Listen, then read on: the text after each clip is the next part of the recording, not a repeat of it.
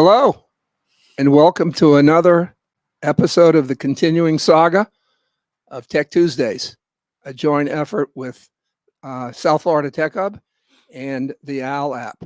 I am one of your lovely and vivacious hosts for today. Thank you, Cindy, for laughing. I am Jeffry Ullman. Love the word vivacious. Well, I like that word. You didn't react to lovely. Now that I've completely lost my train of thought, sorry. I'm Jeffry Ullman with South Florida Tech Hub. I am Director of Membership and Partner Engagement. Before we move forward, I have a couple of announcements. We, just to let everyone know, if you haven't heard, the Tech Talent Fest that we were going to have tomorrow at Florida International University, we've going to reschedule that. Hopefully I'll have a final date by the end of the show. If not, we're working on a final date and we'll announce that. But don't go to FIU tomorrow because we won't be there. However, we are about to announce another annual event from South Florida Tech Hub, our Ignite Startup event. That's going to be Thursday, November 14th. And it's going to be at the Boca Raton Innovation Center where it was last year. So all you startups and VCs, stay tuned. We'll be putting out more information on that. So thank you. If you're watching live, thank you very much. Good morning, good afternoon, good evening. If you're watching the replay, thank you for that. We'd encourage you to call in. You're certainly welcome to watch. If you do want to call in, and if you have the Owwll app, call me, Jeffry Ullman, Ullman. If you don't have the Owwll app, you have time to download it. You can download it and set it up and call in. And if you use the referral code Tech Hub, all caps, no spaces, 2 H's, TECHHUB, you'll get $10 to start for your first call. I think that's enough for me. Welcome. Thank you very much. I'm going to turn it over to our other two guest co-hosts to go forward. So I'm going to let ladies first. Cindy, why don't you introduce yourself? Maybe Denis, introduce yourself, and then we'll get started with our guest co-host. Thank you.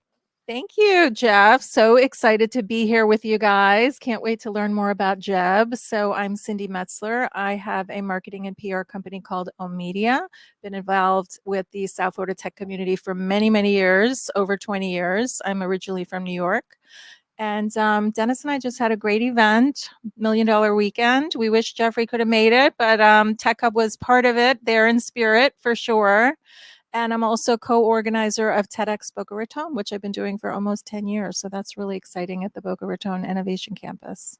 Denis, take it away. Good morning, good evening, and hello, everybody. This is Denis from Media Components. I run a full-service digital marketing agency and really excited to be a co-host of Tech Tuesdays powered by Tech Hub and Owwll. We have an exciting guest with us today, Jeb from Centuric Technologies. He's our business development manager, and we're going to get into his hidden talents today and learn more about him. But as far as that goes, Jeb, can you give us a little introduction about yourself? Absolutely. Thank you, everyone. And Jeffrey, you are both lovely and vivacious. Thank you. That's right. And I didn't ask him to say that, but thank you. Didn't have to. So I am the business development manager for Centuric Technologies. We are a fully managed IT services provider, which means sometimes that if you don't have your own IT department at your company, we will be your IT department, and we will handle everything that you would expect an IT department to handle, from cybersecurity to resetting passwords and everything in between. So if you fit into that category, then I'll be a good person to talk to. We also do supplemental support for other companies that maybe have an IT department, but that IT department needs to offload some of its more mundane everyday tasks because it gets in the way. Resetting passwords all day gets in the way of strategic initiatives, and so we will help with those sorts of things. So I am a career technology business development rep, so I've been doing this for a long time. I came down from New Hampshire 12 years ago. I was doing the same thing up there, and I came down here because I think warm is much better than cold. And 5 months of winter and mud is I don't know why I put up with it for so long now, actually, but that's me in a nutshell. That's what I ask myself every day. Why I moved down here from Philadelphia and why not sooner? Right. Because it's a different world here. So since you've been most of your career in IT, managed services, would you say nowadays, as far as cybersecurity, that's the first thing you mentioned, is there more threats right now than compared to like 10 years ago? Are you noticing a lot more vulnerability, or is it just the way the technology is emerging, a lot more hackers out there? In your opinion, in your experience, what would you say as far as the landscape of cybersecurity? I would say overall, yes, there are more threats out there just because we are better connected to more people across the world. And so, the volume of potential, bad actors that could, potentially access or compromise your network is far greater than it was 10 years ago. But I would also say that there's sort of a balance between the advancement of the bad actors and the advancement of those like us who prevent those bad actions from happening. So and AI is something that's really interesting and a great way to sort of illustrate this point. AI has opened vast new doors for bad actors to much more easily attack more and more people. Basically, you can set up the AI to do it for you. But at the same time, AI has given us more tools to combat those actions. So overall, yes, just because we're so well connected now to everyone across the world, I would say yes. But in general, we're, those of us who provide defense against those types of things, we are keeping up very well with them. Very, very nice. So it sounds like you mentioned you use AI for like a good cop and a bad cop. The bad players out there are using AI to, hack the passwords, check the passwords, and your technology with AI, you utilize it to protect the networks, protect the clients, correct? Yeah, the best way to counteract AI productivity is with AI productivity, right? A well-trained artificial intelligence can do so much more than just a human can, obviously, and instantly, right? And so the same is true on the other side. So yes, I would say we. And I am not the engineer, right, at my company. So I want that to be very clear. I am not the really smart technical computer you're being too hard on yourself. What I want to do is give lots of credit to my team and my CIO, who is a lifelong computer engineer. He's technically a computer scientist, and he's been the CIO for major corporations, and he's a genius when it comes to these things. So I rely on him to fill in the technical aspects and make sure that all of my customers are protected. But yeah, AI is the hot button right now. It can do so many things for us, but you have to make sure that you are incorporating it in a safe manner. And there are best practices and things that you can do to make sure that you're implementing those new AI tools in a safe way for your company. And again, I'm not going to get into what those are exactly right now, but Centuric can help you with that if you need help with it. Speaking of Centuric, by the way, your voice is perfect for podcasting. You need to be on podcast radio. I'm available. Anyone out there doing a podcast? Voiceovers. Let me I see know. a career in voiceovers. Exactly. Side hustle. So I always like to get examples of like some of the customers you work with and what you do for them, so people can sort of get their arms around it, because I know that technology obviously is a really broad term. So if there's anybody who needs your services, at least you can maybe give them an example of what types of things. Yes, and thank you for asking. So most of the work that we do is remote, and what that work is we are implementing cybersecurity action plans and policies for our customers. Not only that, but we actually put applications on each customer device that we manage that keeps track automatically of everything that's going on with that device. It could be this device has, downloaded something questionable and we need to check it. We'll get an alert. or it could be this device is running out of memory, or it needs a patch, or it needs to be replaced. So we're constantly monitoring all of our customers' devices, including their network devices and their personal devices. But in a nutshell, again, what we're doing is basically being your IT department. So because we can be remote, we do have customers all over the country in Latin America and a couple in Europe. But most of our customers are here in South Florida simply because we are here and this is where we meet people and this is where we talk to people, but they don't have to be here. So getting the long way around to get to the answer to your question here is most of our customers are here in Broward, Palm Beach, and Miami-Dade County. And many of them are nonprofits with fewer than 500 employees. And that is a really good fit for us because in that space, those customers need robust enterprise cybersecurity solutions. I mean, they can't get hacked either. Some of them manage a lot of money, and there's a lot of reasons, obviously. So they need those sort of enterprise quality cybersecurity, but without the cost and hassle of recruiting and providing benefits to and maintaining a full IT staff themselves. So we are that full IT staff. It will be less expensive and more consistent than recruiting and hiring your own internal staff. And so that's what we do. Really large companies, they probably do have their own internal IT staff. And so for them, those services might not be as good a fit, but then we do, as I said earlier, some supplemental things for them where we can take some of their tasks off their plate. But our bread and butter is going to be those small to medium-sized companies that need enterprise level IT support, but it makes more sense to outsource it than to hire internally. Very cool. And the other thing I just want to mention is the remote aspect of it is so cool because when you open the computer and someone's on there, you're actually working from wherever. And it's amazing because I don't know if everybody knows that everything can be done.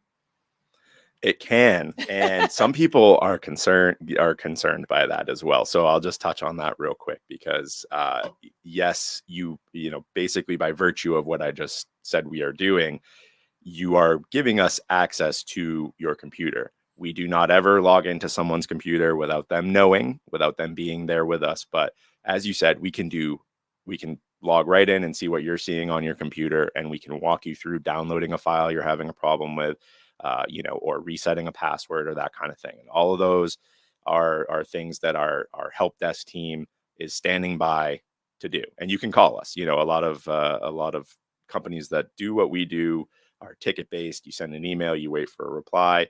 If you need something from us, you call and our guys pick up right away. So when it comes to like your perfect fit, I know you mentioned nonprofits and small businesses that need enterprise level IT support.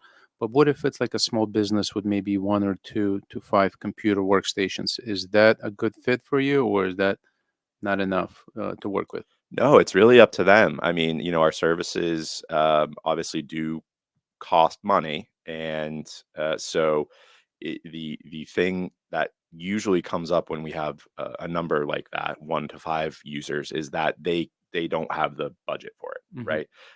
And sometimes that's okay because if you are running a company with just yourself and one other person, and you're both using your laptops, from home, basically, you're using your Comcast internet, your Mhm. Comcast firewall, you don't have servers, you don't have sensitive data, it might not be worth it to you to, spend $500 a month or whatever to get someone to do your IT support. So I absolutely would not say no to those people.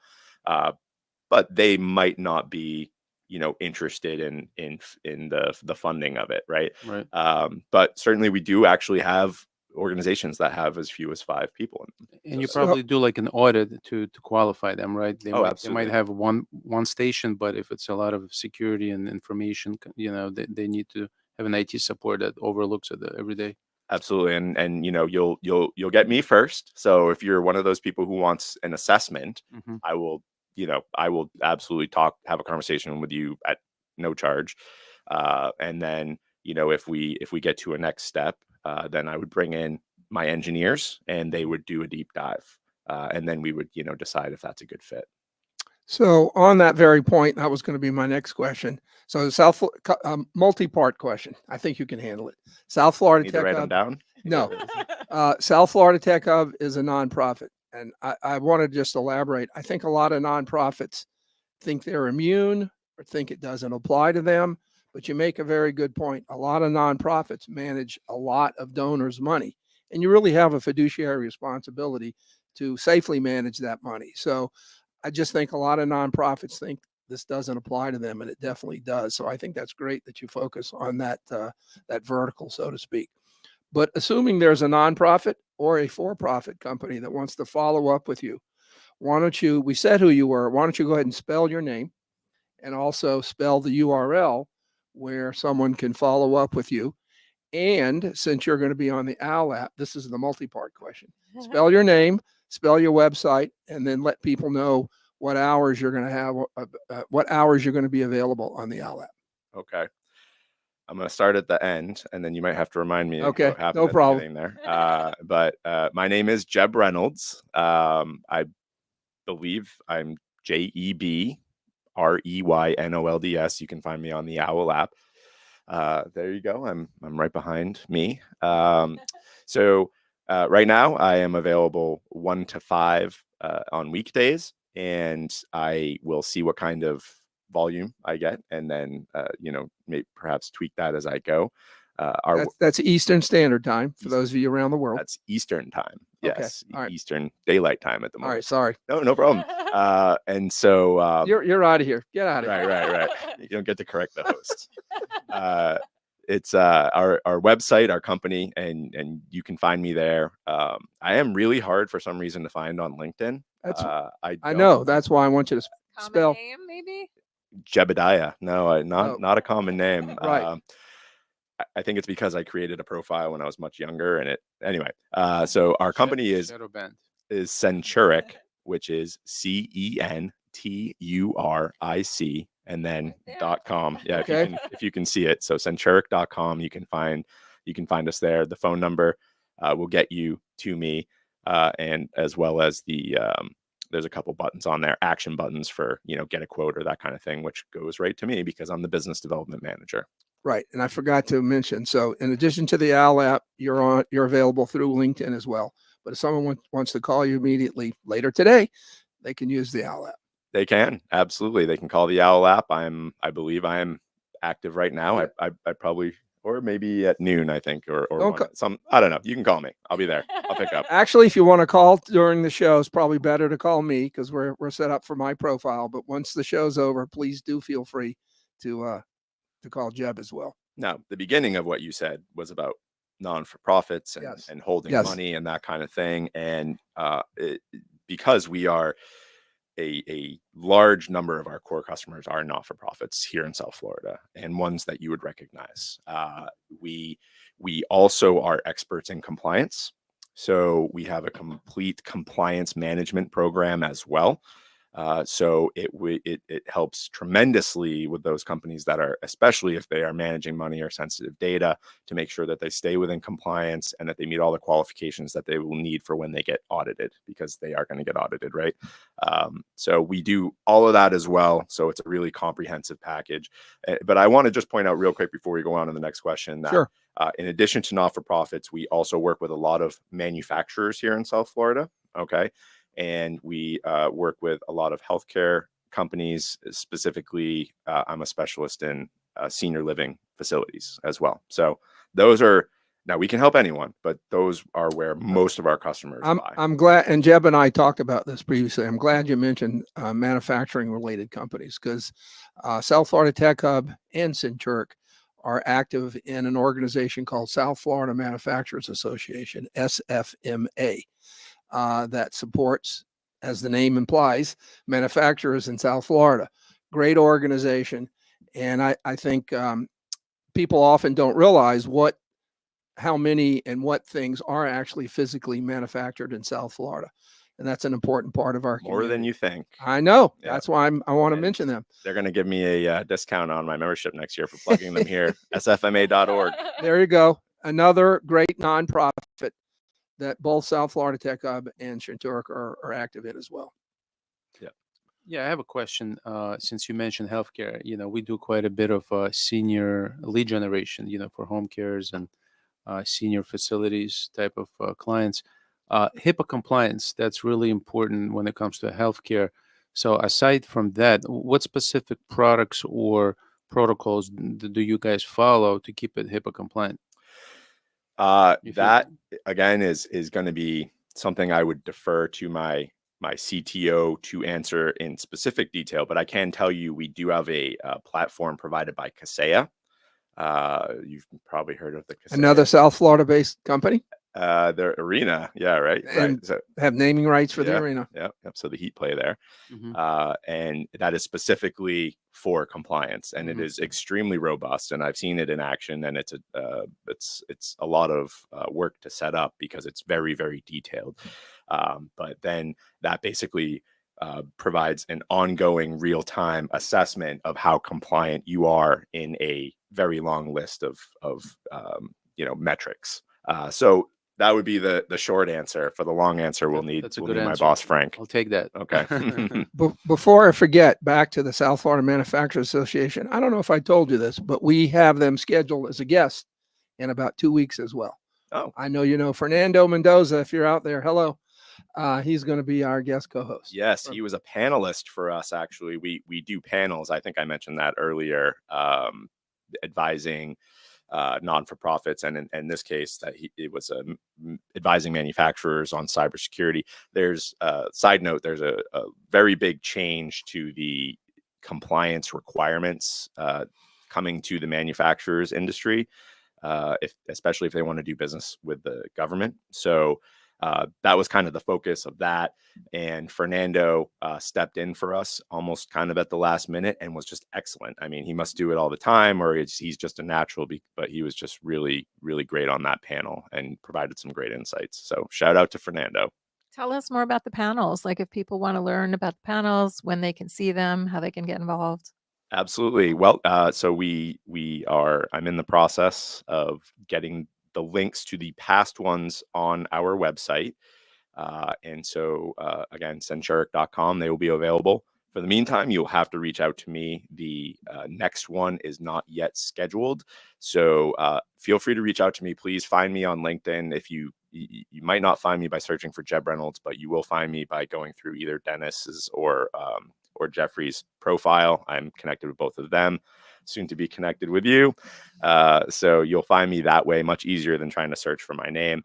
Or Centuric, also that's pretty easy, I guess. Go to Centuric's profile and you'll find me there.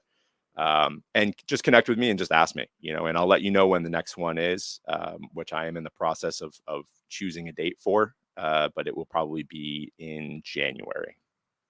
Cool. I love that. Well, I'm a big Monty Python fan. I don't know, you youngsters out there might not know who they are, but I do. And in the beginning of their TV show, the way they would announce the show is, and now for something completely different. So we're going to switch gears. And I will say this is breaking news. This is the first time we've talked because we haven't had a guest co-host that could talk about this. But Jeb is also a musician in the IT industry, which is not an oxymoron. So, Jeb, tell us a little about how that started, what you're doing specific to music, and the event you have coming up. It's surprising how many people in tech are musicians, which leads me to the event. And so I'll start there. So it so happens that I've been a musician for a long time, since I was a teenager. And I did ask Jeb to play live, but he's declined for union rules. He's going to do a song. He'll sing for us. Yeah. I'll do some acapella. I don't have a Okay. guitar with me. Next time for sure. Okay, We'll take it. we'll come back. We need to have a live music version of Tech Tuesdays. We'll have a nice sound bite. But you can hear it on December 5th at Okay. Marquee Studio. Again, reach out to me on LinkedIn if you want more information, and especially if you're a musician. But we are starting a new kind of networking event. It is a cross between an open mic and a networking event. So, musicians for sure. We want to get musicians who want to show up. And the plan is, send me in advance a couple of songs you want to play. my band and I will learn them, or you can play with your own band if you have a band. So, whatever you like, play with us, play by yourself, play with your band. That's on December 5th in Deerfield Beach at Marquee Studios at 5:30 p.m. So again, please reach out to me if you want more information on that. I have been a musician since I was a teenager. As I said, I am very passionate about music. I grew up in an age before the internet, and in an area. You can't be that old. In an area. Oh, I am definitely that old. And in an area where there was no cable TV. So I did not have MTV or anything else. I had 3 channels, and we had to turn. And UHF, and if you were lucky. if sometimes channel 38 on UHF would come in. Sorry. Mostly I had ABC, NBC, and CBS, and we I had had that growing up too. we had to turn the antenna to be able to get the football games to come in on Sunday. It was a rustic and non-technological beginning. So anyway, the point of all that is that I grew up listening to my parents' music. I was not around a lot of other kids. I didn't have exposure to MTV or cable TV. And so I am a big classic rock buff. So I started playing music. I got to college, and my college roommate, who was also my fraternity brother, also was just learning how to play guitar. And so he was a little behind me, but I taught him a couple things, and we just started playing together, and it took off from there. And he got really, really good. He was a natural talent. We found some more people, and we started a band. And we had a lot of fun. We didn't go on tour or anything. We didn't have any videos on TV, but we had a lot of fun. And then I've been in a lot of bands since then. When I first got to Florida, I didn't really lean into, mixing that with my professional life. I sort of kept them separate. I'm a musician by night. I'm a biz dev guy by day. But over the last few years, I have brought them together much more, and it has opened many new doors for me. And I'm very glad that I did, because people are really interested in it, and people always want to talk about the music, and I could talk about it all day. So please do. And that's why I started this event that's happening on December 5th at 5:30 p.m. at Marquee Studios. Will you eventually have an Eventbrite page for that, or how do people register? Or should they just reach out? They should reach out to me right now. Yes, I am going to create a registration page. It is not done yet, because this is breaking news. Coming together. Before it's live, breaking news in real time. We're gonna have a waiting list now. I hope so. The more the merrier. On one of the previous Tech Tuesdays, I apologize, I don't remember your name. I think it was a musician that called in. So if you're listening, call in again, because you can talk to a real live musician as well. But we do have a lot of people on a lot of members in Owwll that are artists in general, not necessarily music, but there is a large artistic community on Owwll as well. Well, good then. I should fit right in. Yeah, I was gonna say, as a parent, I have 2 teenagers, and my kids were. You can't be old enough for that either. You're so sweet. I You're know. lovely and vivacious. There you go. There you go. So anyway, I think music is so important for kids, for everyone, really. I mean, it can move your soul. It can help your mind. When my kids were little, I had them involved in kinder music. I don't know if you're familiar with it, but and then a lot of different things. And then my daughter actually took drum lessons at School of Rock. And my son was on bass, and both of my kids took cello, and they still do it a little bit. But I feel like for so many reasons, and they actually did an MRI. It's the coolest thing with cello. Like, someone went into an MRI playing cello, and you could see the brain waves change and how cool it affects them. So I just think it's wonderful what you do, and that you have that as a component of your work life. And it's right brain, left brain, right? And Kelly Boyle is someone who comes to mind. I don't know if you know Kelly, but I'll interrupt you. So I forgot to mention that South Florida Tech Hub has an official band called the Cyberdelics. Jeb, please. I believe you play lead guitar, right? I play the guitar, yeah. Lead guitar. there you Kelly go. Boyle is the singer. That's right. Okay. And I'm good friends with Kelly Boyle. And hello, Kelly, if you're out there. So were you at IT Palooza last year? I was in the band. Okay, so that's where I saw you Yes. before. Okay. Yeah, See, I'm kind of famous. Yeah. you are. So yeah, Almost famous. I played We're Tech not Hub. worthy. I played Tech Palooza the last 2 years. Yeah. Cool. Okay, I knew you were familiar. Are the Cyberdelics going to make an appearance at your event December 5th? The Cyberdelics will be the house band. All right. Yes. So essentially, again, the way that it works is if you're a musician and you have a band, you can bring your own band. If you don't have a band, you don't have to play with us. But if you want, we'll learn the songs you want to play in advance, and then we'll play them with you. So yes, we will be the house band, and we'll play some of our own stuff as well. So if you want to check us out and see what all this hype is about, you can show up there. You don't have to be a musician. Just come and hang out and listen. So I'll put a plug in for Kelly. I think she has a day job as well, but she's an amazing singer. She's incredible. She's an amazing everything. Well, that's Everything true. Kelly does. That's true. She does events and hosts things and involved. And she's actually many in years multiple. She has multiple musical things going on as well. So she's and Salvatore. Yeah, Sal. Sal. Yeah. I'll put in a plug. I think Kelly has written original music as well, correct? Yes, and I've seen some of it, and it's great. They made a video, she and Sal, and I don't know all the details, but I've seen their video and heard their song, and it's very high production value. You would think it was, and it is, a professional production. So check out Kelly Boyle. Yeah, I'm a big fan of Kelly's. I've known her for many years. So Nikki told me that next year is SFTA's 30th, which is South Florida Tech Hub, 30th anniversary. And I realized that I've been involved for 25 years since I moved to Florida. You can't be that old. Yeah. And so I know Kelly from back in the day. I think she was involved maybe 20 years ago. So right. So Kelly is also very active in South Florida Tech Hub. And actually that leads me to a question that I usually forget to ask. So Jeb, you've been very active in South Florida Tech Hub. Let's move back, I guess, to that kind of topic. Tell us why you've been involved in Tech Hub and what it's meant to you and that kind of thing. Yeah, I started going to Tech Hub events when it was Palm Beach Tech before the merger. You are that old. This was 2019, I believe. And they had an event in downtown West Palm Beach, which is near where I live. And so I went, and I was looking at the time for networking events. I wanted to meet more people, obviously, and especially being a business development rep for technology companies, I'm looking to meet other people in the technology industry, obviously. Right. So I wasn't really aware of Palm Beach Tech before that. And then once I went, I was like, oh, this is great, and I got involved. And then very soon after that, Nikki became the CEO, and SFTA and Palm Beach Tech merged.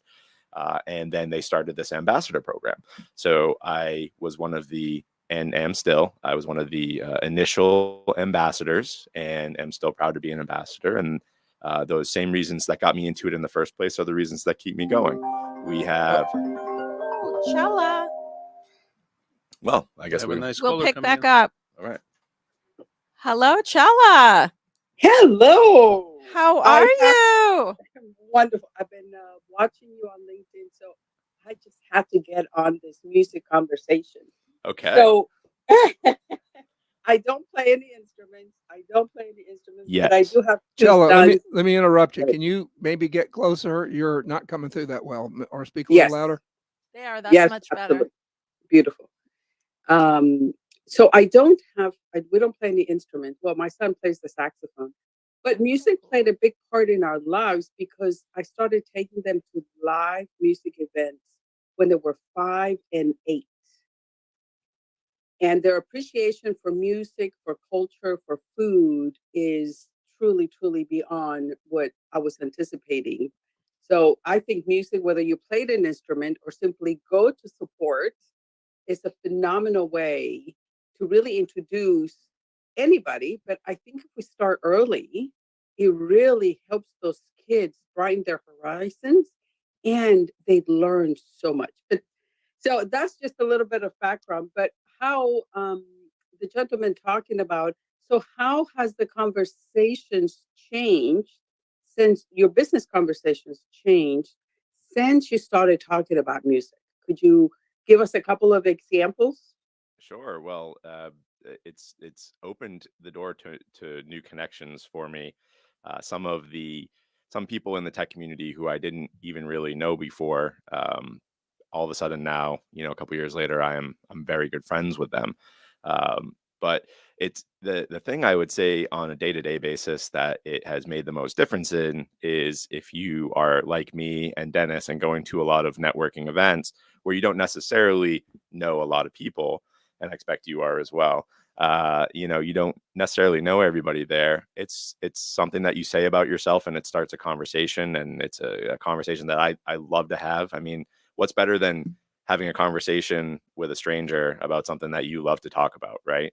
So for me, it's music or fishing or Centuric. I can talk about those three things. Is that FISH or PH? Oh yeah, Fishing. yeah. We'll come back to I'm that. on Sorry. the other side of the table. I'm the sorry, I PH. couldn't resist. Yeah. But no, I love to fish. But so I think it's just been I've sort of opened. I guess I put up previously walls sort of around the things that I would talk about myself. And now I've opened those up, and it's made the conversations and the connections that I'm able to make deeper. So I love that. So have you also on LinkedIn, do you talk about your music, or is it just in your in-person networking events? I do a little bit. Occasionally I post a clip of myself playing at a what I call a gig, a performance. Usually I do not. I'm certainly for this event or for the any Cyberdelics event. Absolutely, I'll be posting those things on LinkedIn.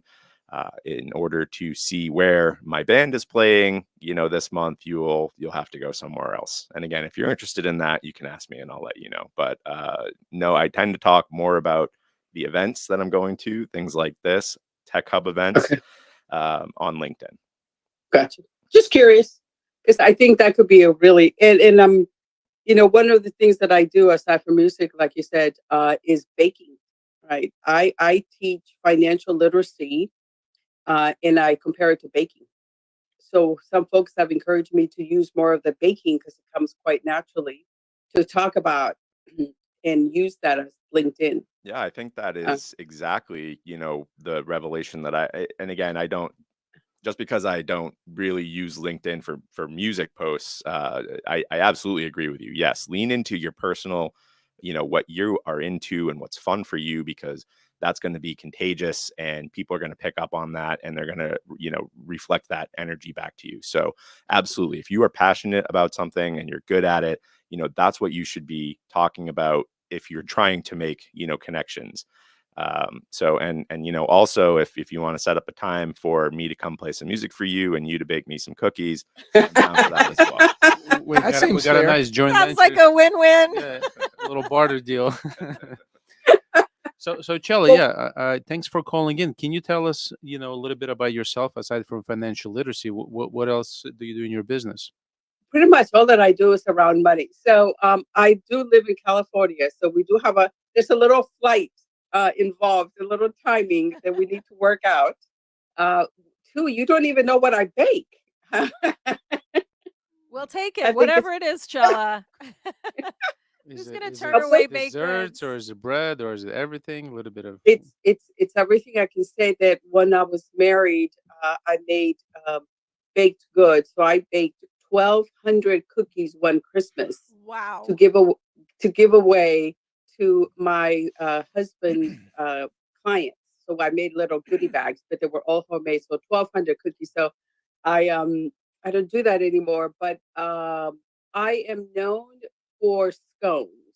Oh my Scones are goodness, my my mother go-to. loves scones. Raspberry scones all day. delish, Did I hear you're gonna delish. send us a couple samples to the studio? Here's the address.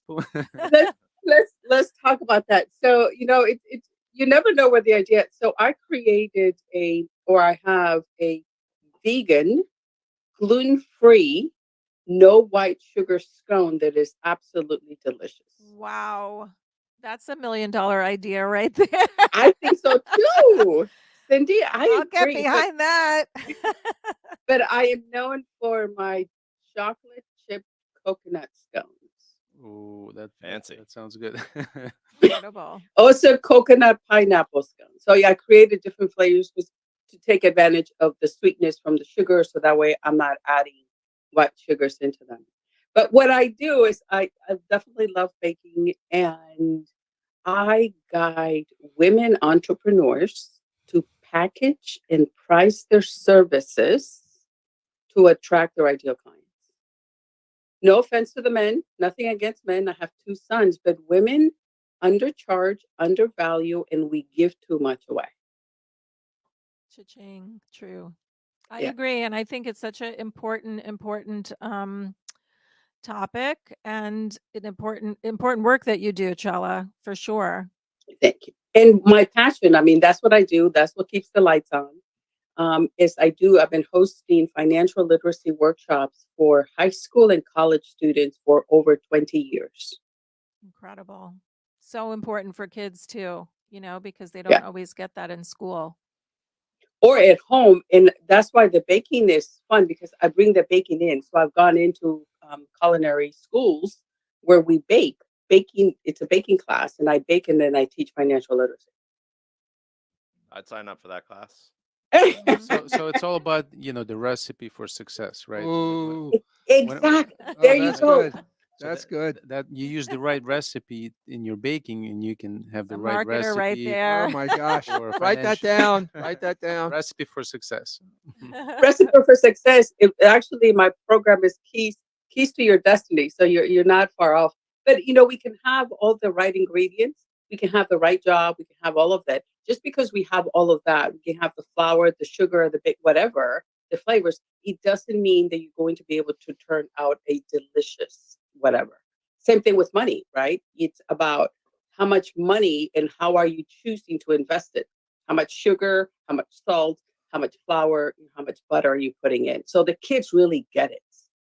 And of course, the fact that they get to eat these delicious goodies afterwards, it's a plus, right? So because we actually do bake. I wish my school had thought of that. My youngest student for baking, not for financial literacy, is 4 years old.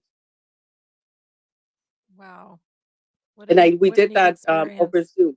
Yeah, we did that over Zoom, right? Because it's about the experience that you get. It's about when you actually get to experience something, nobody can ever take that away from you. Great, Chella. Thanks so much for calling in. I know the time. My pleasure. Time Thank is you. I look running out. forward to Nice connecting. talking with Thank you. you, Chella. Thank you. You made us hungry. Send some samples. Lunchtime's coming up. So I was going to make a random but somewhat relevant connection. We were talking about AI earlier. AI is great. It's a powerful tool. Full disclosure, sometimes I'm sick of seeing all the AI written responses because you miss and you don't get the human response. Sometimes it's kind of clear. So the fact when what you were saying earlier, Jeb, is putting your personal human touch, I think helps other people relate to you both on a personal level and a business level. So I think that's something I wanted to connect, at least in my opinion. Well, thank you. And that's a one reason why I am a good fit with my current company, because my company's philosophy is the same. Personal touch. It's not just, send us an email and we'll get back to you, that kind of thing. You're going to get to know our staff. You're going to call them, you're going to know them by name, and they're going to help you out right there in real time. That's so important today too. And it is a differentiator. And I think storytelling is so important for every brand, right? I mean, people want to learn more about you, peel the layers of, the onion away and really find out who you are and what you do, the name of your dog, if you have one. By the Rufus. way, you could be part of our family. My husband loves fishing. My son loves music. I was thinking when you talked about your parents and listening to it, my son, when I take him to school in the morning, he loves to listen to classic vinyl on the radio, and he's 15. So I think, and he knows all the music, and I'm Young like, man after yeah, my own heart. yeah, it's so cool. And Kelly too is an old soul, because she also has that classic rock behind her. Yeah, you got to be, and I've played with Kelly now for years, and not just at Techpalooza, but we've played together, practiced together, jammed together many times.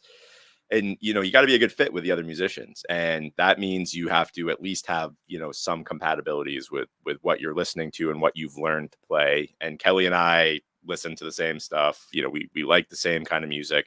she knows the same songs that I do. So, that's what makes it a good fit.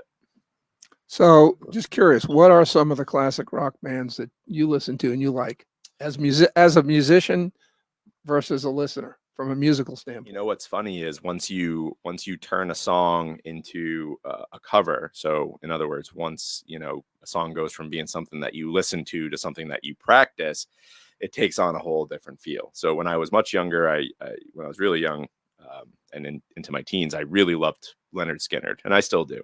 And, Sweet Home Alabama was one of my favorite songs, right? Now, I learned how to play that at a very early age, and I've played it at least 2,000 times since.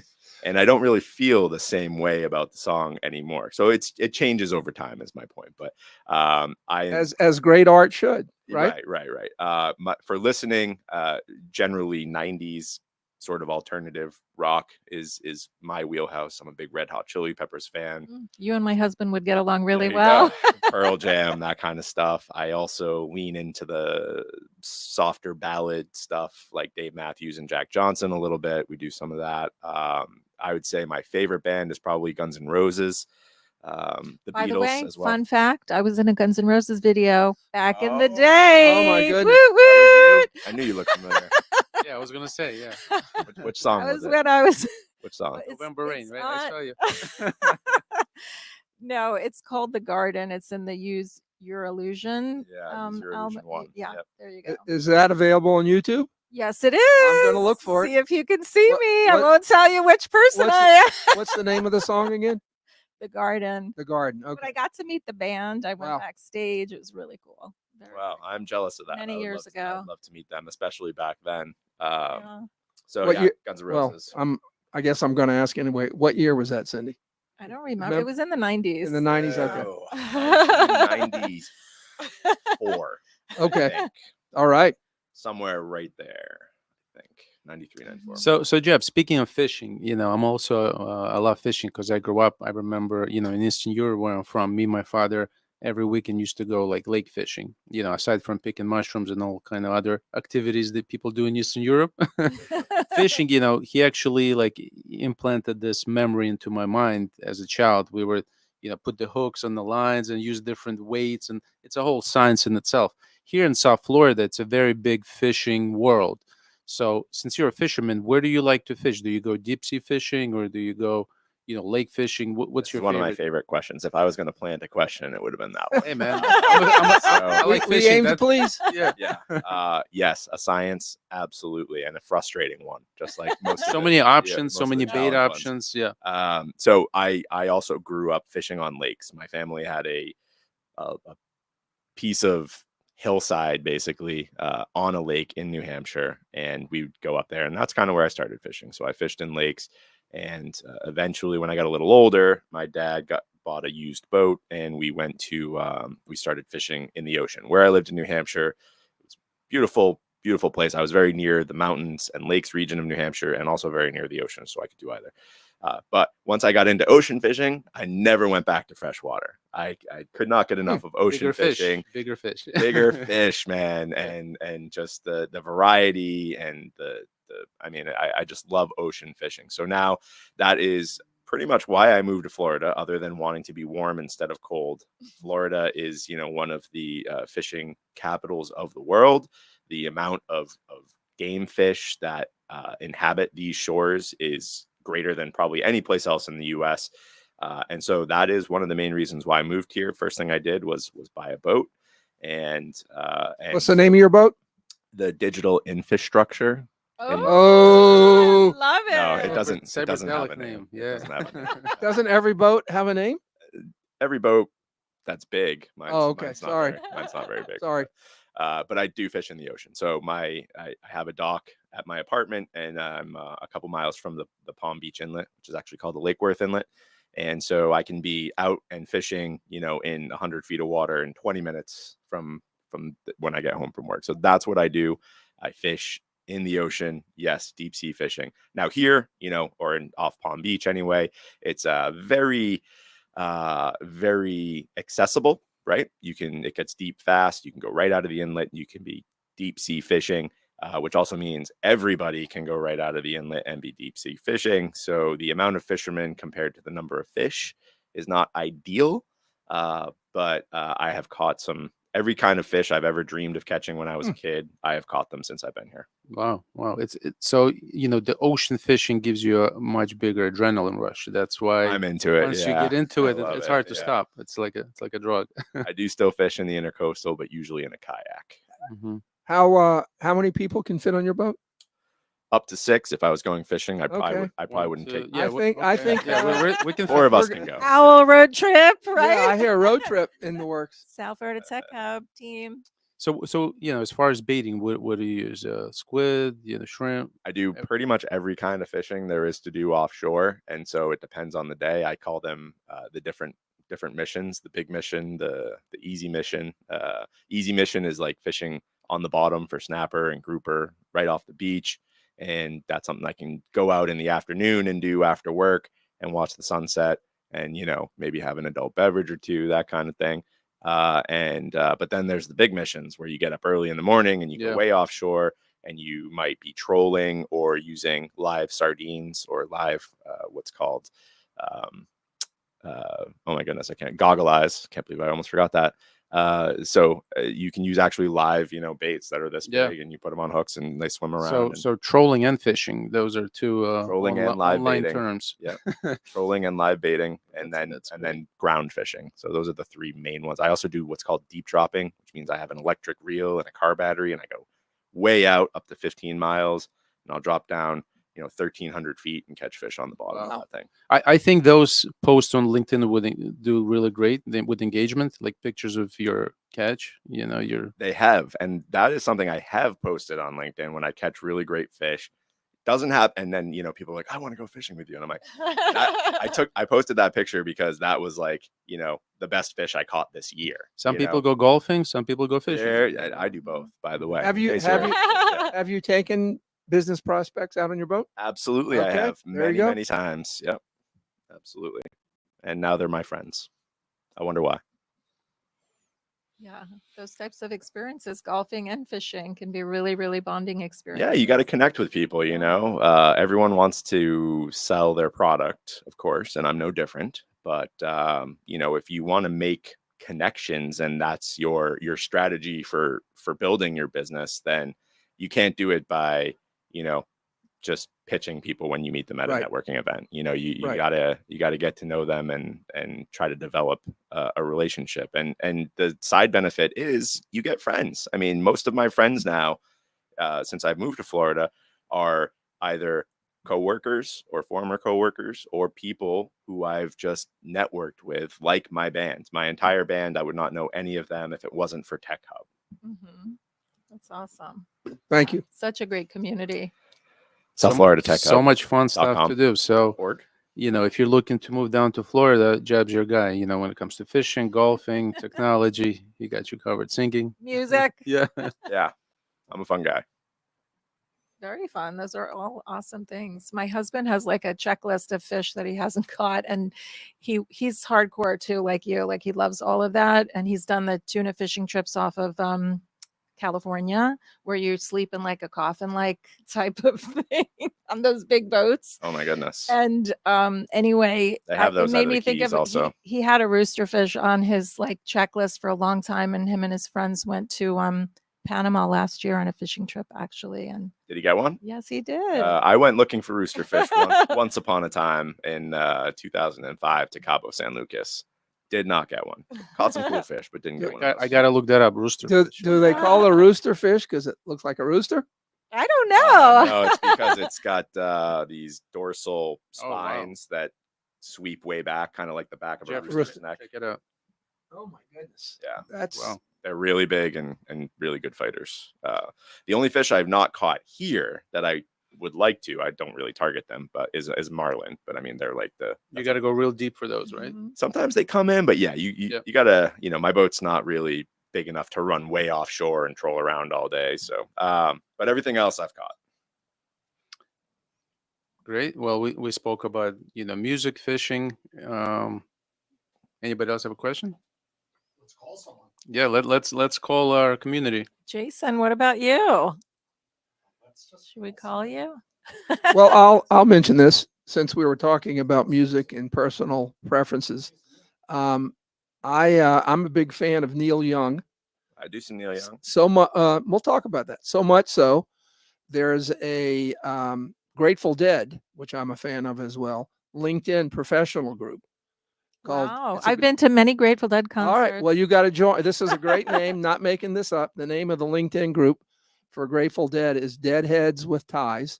Oh, that's funny. I love that. So I thought. Hello? Hello, Hello. Hi, Jeffrey.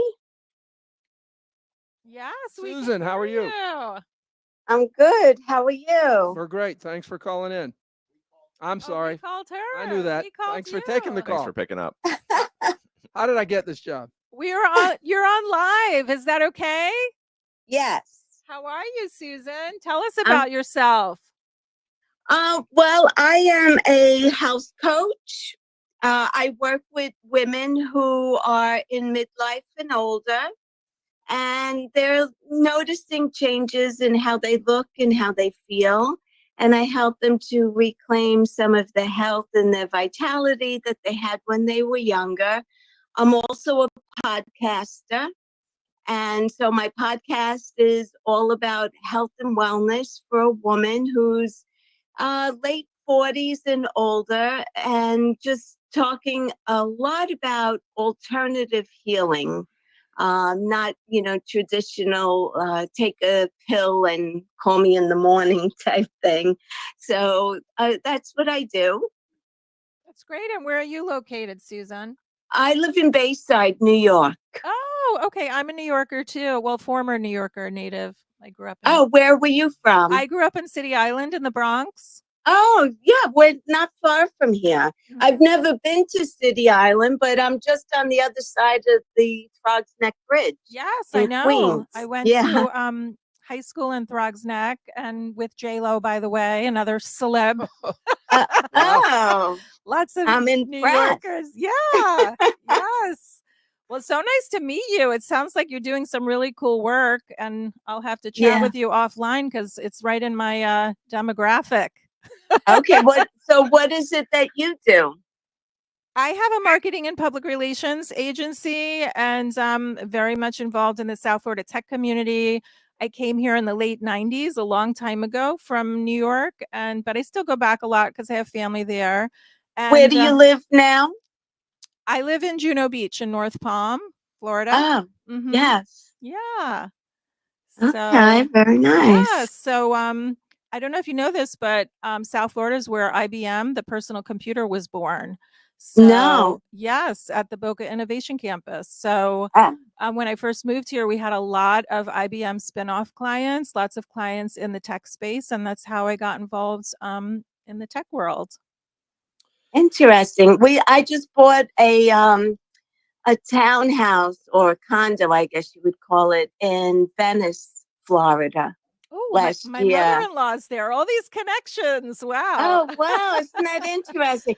Yeah. We bought last year, and last winter was the first. So I'm a snowbird. I'm definitely a New Yorker, but we go down January, February, March.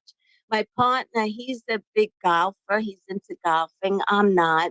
So he loves it there because Well, we're on Jeb a is golf into course. golfing. Maybe he'll come and visit you guys in Venice with the boat. Very nice. Very nice.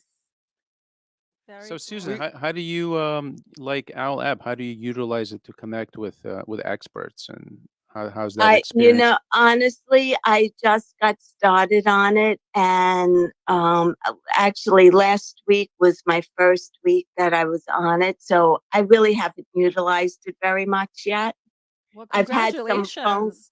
Thank you. Yeah, I had a couple of phone calls last week from some really great people, and I connected with one woman that we're actually planning to do a podcast episode together. There you go. She's going to come on, but I really haven't utilized it all that much, and I haven't had time to even play around with it to see what it's all about yet.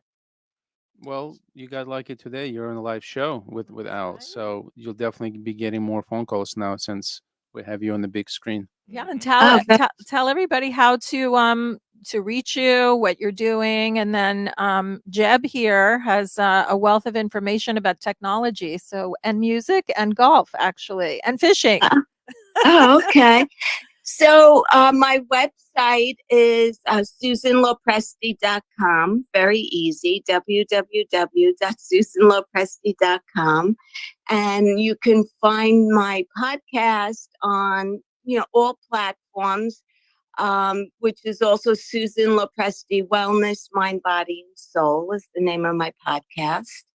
And I could be reached by email at susan@susanlopresti.com. So I make it pretty easy to be found.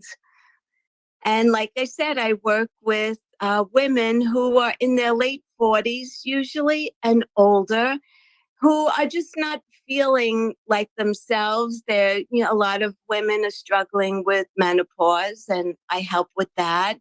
A lot of women also are noticing gut issues, having very bad gut issues, and I help with that as well, which is actually the reason why I actually became a health coach. Was I was in my late 40s, gaining weight, feeling terrible, losing my hair. My skin was itchy as could be. And I was seeing doctors, and I was being told basically that it's normal for a woman your age to be experiencing these types of symptoms. And I was not getting any kind of answers. And I just couldn't accept that, because my mom, I didn't see her going through this when she was my age. And so I couldn't accept that. And I finally went to see a functional medicine doctor in New York City, and she completely changed my life.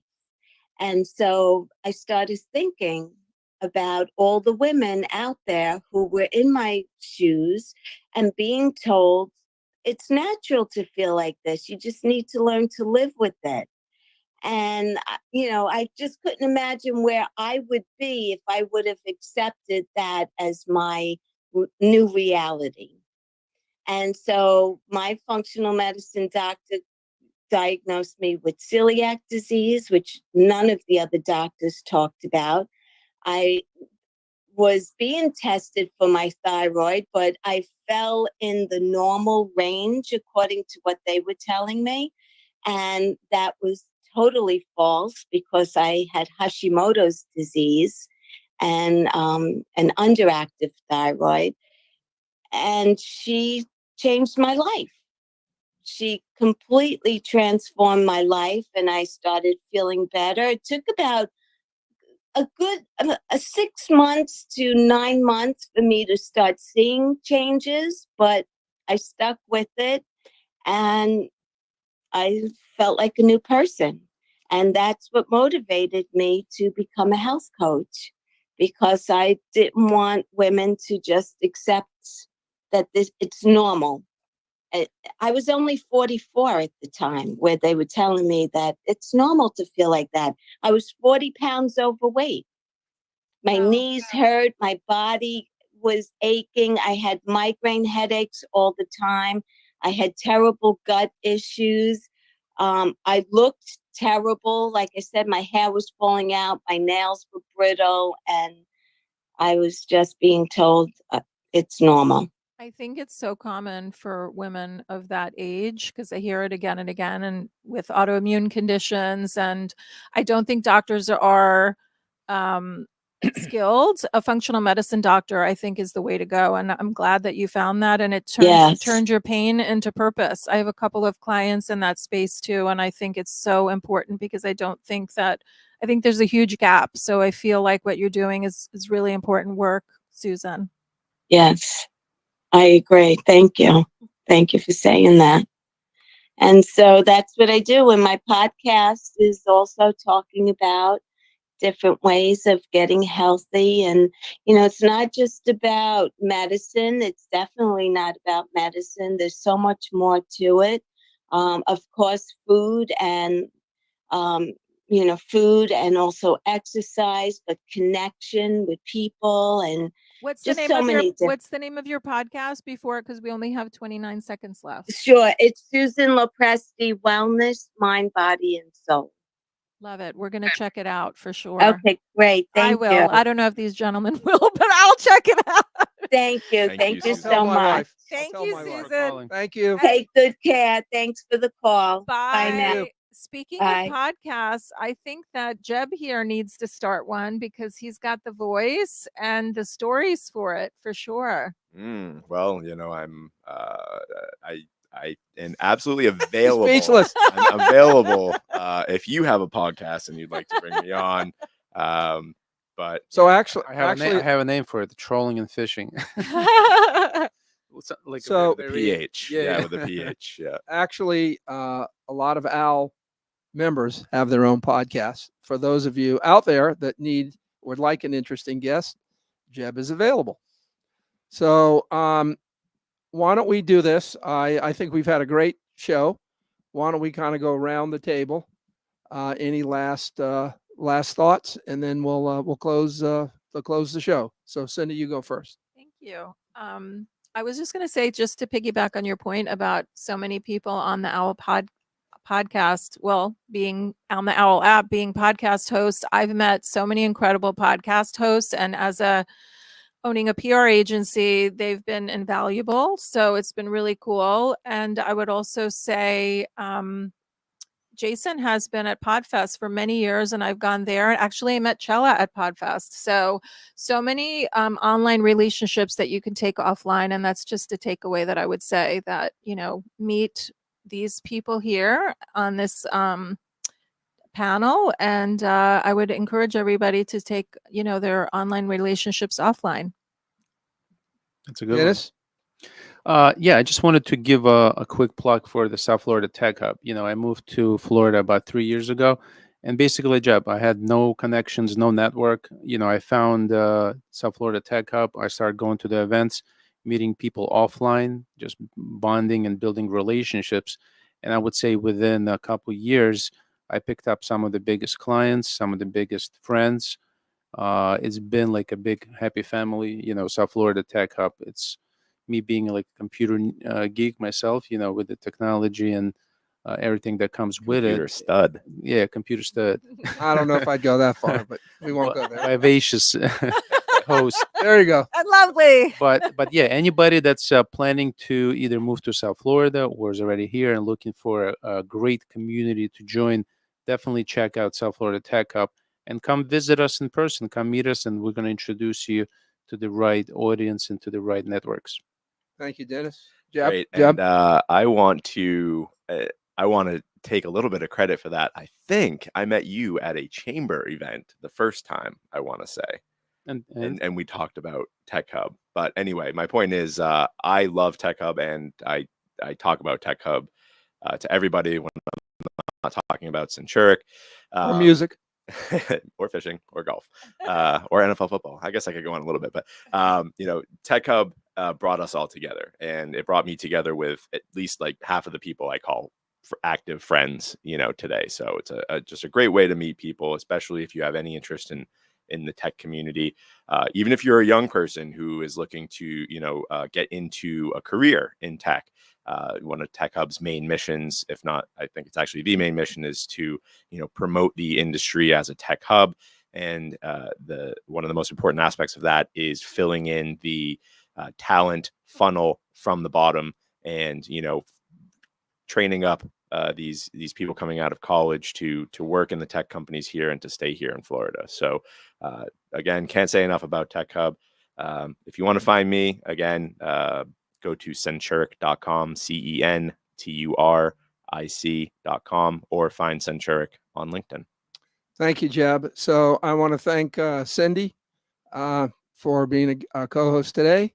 Thank you, Dennis, for being a co-host. Thank you, Jeb, for being an outstanding guest. Thank you, Jason. Say hello, Jason, for everything that you do, including being active in Tech Hub. My day job is Director of Membership. So anybody out there that's not a member, I'm on the Owwll app. You can find me on LinkedIn. Happy to talk to you about that. per what Jeb just said, our Tech Talent Fest, which is aimed at job seekers, we did reschedule it. It was going to be tomorrow. I don't have the actual date, but stay tuned. Subscribe to our newsletter. Follow us on LinkedIn. Follow us on Eventbrite. It is going to be next month. Tech Talent Fest. One other mention, our Ignite event for startups is going to be Thursday, November 14th, again at the Boca Raton Innovation Center. Eventbrite page should be up today. If not, reach out to me. Thank you, everyone, for watching live. Thank you if you're watching the replay. And tune in next week for another exciting adventure of Tech Tuesdays. Thank you. It's a good one.